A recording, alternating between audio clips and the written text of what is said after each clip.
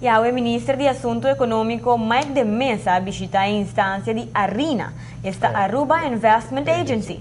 Essa aqui é uma instituição muito importante para o pilar de nossa economia, como também para todos os inversionistas que têm mirada arriba no nosso país. Durante sua visita na ARINA, ministro Mike de Mesa a conversar sobre diferentes projetos de desenvolvimento econômico e planos para diversificar nossa economia.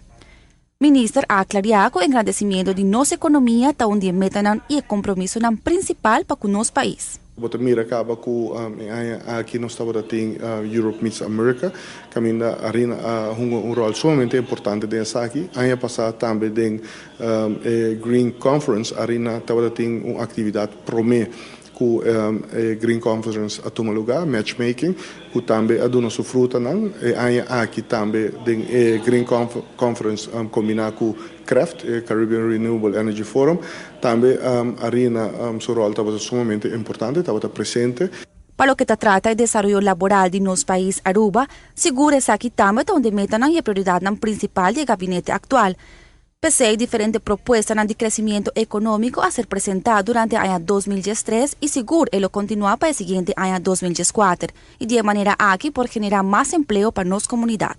A minha acaba de ganhar mais informação por a diretora de ARINA e time de ARINA que tem diferentes companhias grandes, tem mais que 13 acaba que somente interessante e está cristalizando que tem uma totalidade somente grande, que está correndo em milhões, que tem intenção para investir na Aruba.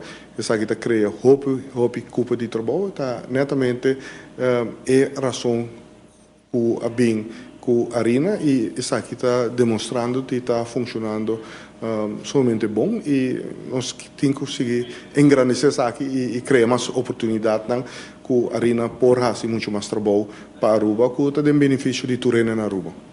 Dia projeto mais recente que a ARINA tem para apresentar é Business Guide. Essa aqui carga toda a informação necessária para inversionistas estrangeiro como também local, que te interessa e que quer lançar negócios de nosso país. E de maneira aqui porta bom informar para o que trata a lei e requisito mais importante para o momento de plano de inversão econômico. E nós temos olhando como governo e building the third economic pillar, que é onderdeel mais importante mesmo de economisch beleid do governo.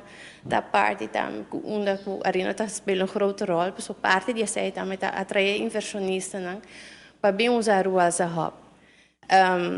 Dus concorrer internacional para inversionistas to get them doing their business through Aruba. Amita Noemi Penha, para Notícia Boa Noite.